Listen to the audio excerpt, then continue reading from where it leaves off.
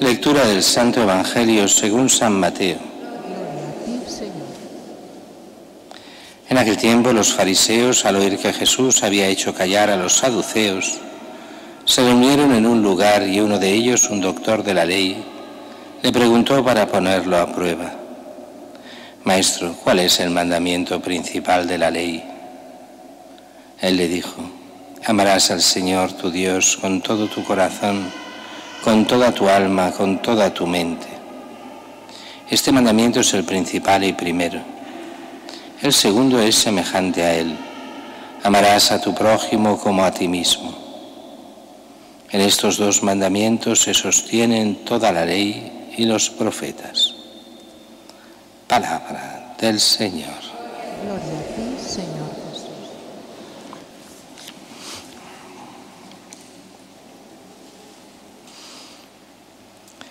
El Evangelio de hoy es un evangelio fácil y además lo hemos oído 1000 veces. Los fariseos preguntan a Jesús, en esa manía que tenían, aunque tenían tantos mandamientos, tenían más de 600 mandamientos, poner orden. ¿Cuál es el mandamiento más importante? Y dice Jesús: amarás al Señor tu Dios con todo tu corazón, con toda tu alma, con toda tu mente. Y no solo dice el primero, sino también el segundo. Y el segundo es semejante a él: amarás a tu prójimo como a ti mismo. Uno diría, bueno, pero es que esto ya lo teníamos en los mandamientos. Primer mandamiento de la ley de Dios: amarás a Dios sobre todas las cosas. Pues no. Si uno se coge bien, estos son nuestros 10 mandamientos, pero no son los 10 mandamientos del Decálogo. En el Decálogo, o sea, la ley de Moisés, aquella que Dios le da en el Sinaí, el primer mandamiento no dice amarás a Dios sobre todas las cosas, sino no tendrás otro Dios fuera de mí. Sin embargo, sí que es verdad que en el Antiguo Testamento se dice, y esto es una cita del Antiguo Testamento: amarás al Señor tu Dios con todo tu corazón, con toda tu alma, con toda tu mente. Es el famoso Shema: escucha, Israel, amarás al Señor con todo tu corazón. Era una frase piadosa, pero no estaba en los mandamientos. Y la segunda también está en el Antiguo Testamento: amarás al prójimo como a ti mismo. Solo que en Cristo todo eso adquiere nuevo significado, porque amar a Dios con todo tu corazón, con toda tu mente, con toda tu alma, ¿a qué equivale para nosotros en el Nuevo Testamento? Amar al que ha enviado el Padre y que es Dios, que es Cristo. Jesucristo, el Hijo de Dios, ese es Dios, a Él hay que amar con todo el corazón, con todas las fuerzas, con toda el alma, y seguirlo y hacerle caso. Es la diferencia entre creer en una cosa o creer a alguien. Mucha gente dice: yo creo en Dios, pero en un Dios que no existe, en un Dios que ha de existir en teoría, porque si no, no se explica el mundo. Nosotros creemos a Dios, que se ha hecho hombre y que nos enseña el camino de la salvación. Ese es Cristo. Amar a Dios es amar a Cristo, y en Cristo a su Iglesia. Y en su Iglesia se mezclan los dos mandamientos: amar al prójimo, a los hermanos en la fe, y amar a Dios, que es amar también a su Iglesia porque es suya. Problema del segundo mandamiento: amar al prójimo. Los fariseos ante esto responderán: bueno, sí, pero ¿quién es el prójimo? Y esto es de una homilía para otro día, cuando Jesús responderá a esta pregunta: ¿quién es el prójimo?, con la parábola del samaritano, el buen samaritano. Pero esto lo veremos otro día. Hoy hemos de ver el error de muchos cristianos ante el amar al prójimo. Muchos confunden amor con sensiblería. ¿Qué es amar al prójimo? Es querer el bien del prójimo, querer su bien, igual que Dios nos ha favorecido a cada cristiano con la fe y con otros bienes, pues nosotros hemos de querer el bien para todos los hombres, empezando por aquellos que son nuestros hermanos, tanto de sangre como hermanos en la fe. Y entonces no caeríamos en esas estupideces que hacen muchos cristianos, que en nombre del amor hacen auténticas aberraciones. Pongo un ejemplo. Una mujer que, ha perdido el marido o no tiene marido y está embarazada de su segundo hijo. Ay, pobrecita, no te preocupes, yo te pago el aborto para que estés bien. ¿Pero de qué vas? Esa sensiblería para que no sufra, para que no tenga que aguantar otro niño, yo le pago el aborto. Pero ese es el bien que Dios quiere. Matar a la criatura en el seno de su madre por sensiblería. Pues eso lo están haciendo muchos cristianos en el nombre de un bien para sentirse que son tan buenos. Y dices, oye, el amor al prójimo es desde el punto de vista de Dios, es el amor que Dios quiere al prójimo, el bien. Dios jamás quiere el mal a nadie, sino el bien.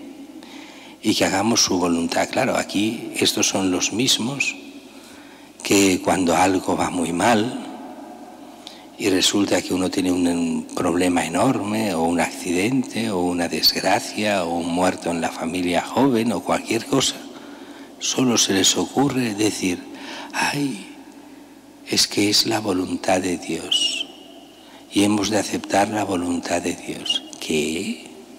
¿Que el mal es la voluntad de Dios? Eso, de ahí a ser casi diabólicos hay un paso. No.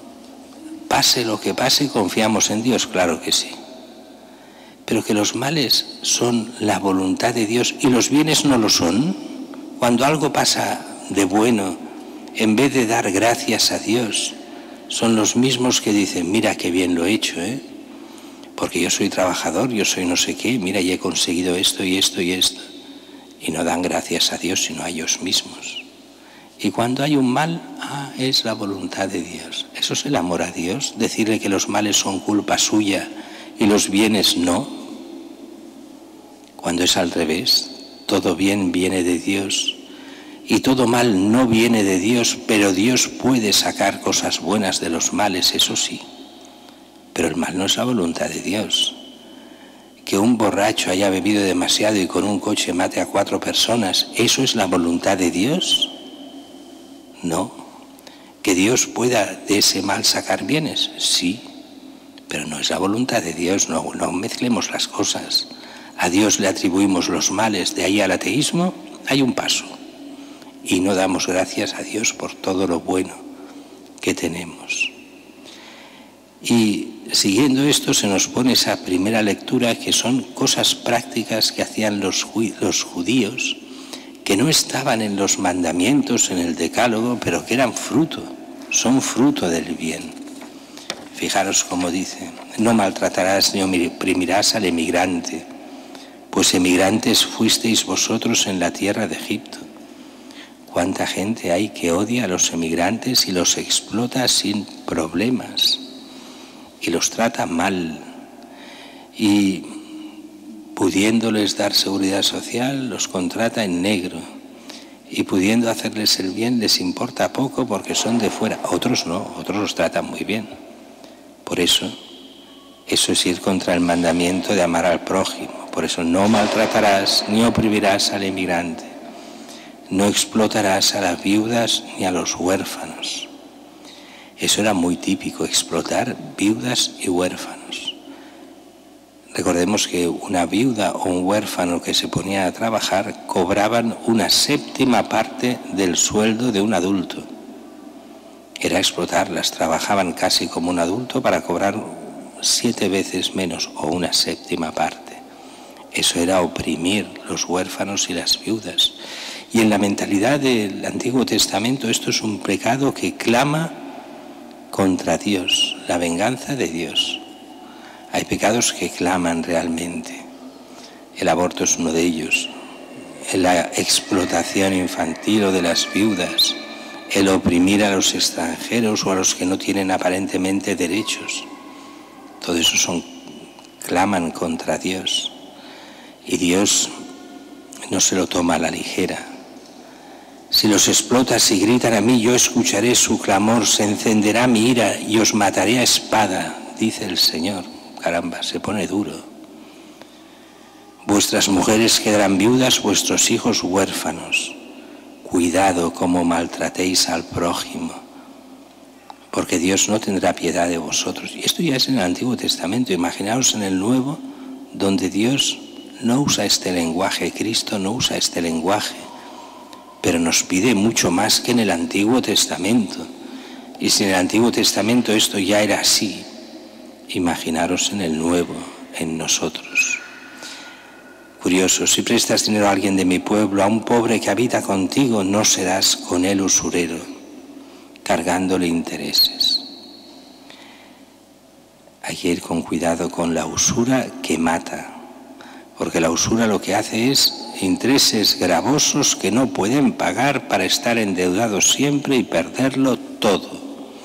Y mucha gente, obnubilada por el dinero o por necesidades materiales, cae en este juego y acaba arruinada.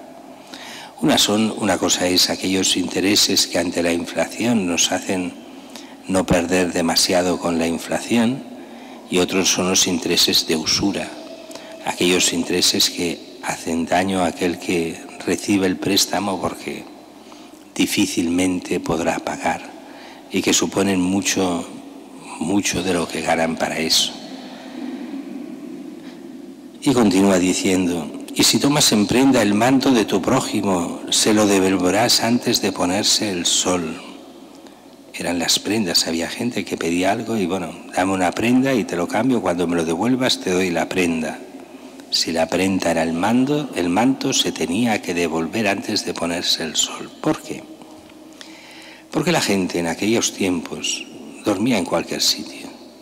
Sí, que la mayoría tenían casa, pero cuando iban de un sitio a otro dormían en el suelo, en cualquier sitio, y llevaban siempre este manto, que era la manta, que les servía para dormir. No tener eso era lo peor cuando caía la noche con el frío y al raso. Así que era absolutamente necesaria, sobre todo en invierno, la manta.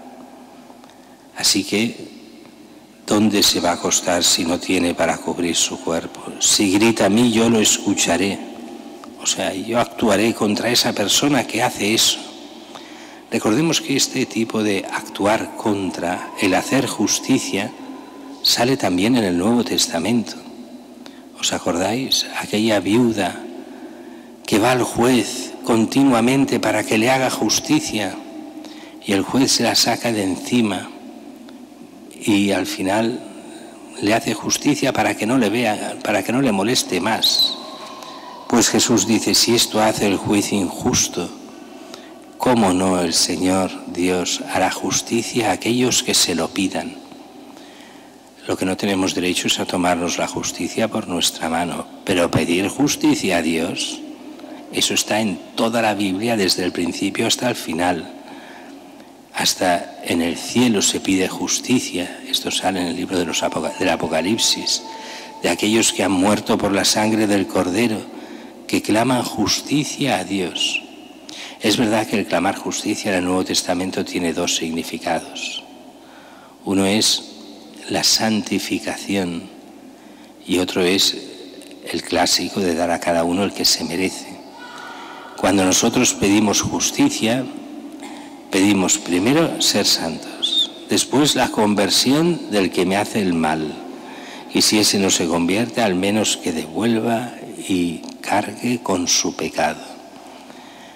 No porque queramos el mal del otro, sino en primer lugar la conversión del otro. Pedir justicia es pedir también la justificación, pedir la santidad a Dios por el otro, pero también que se haga justicia para aquel que no se le ha hecho justicia aquí en la tierra y para que actúe aquí cuando haga falta.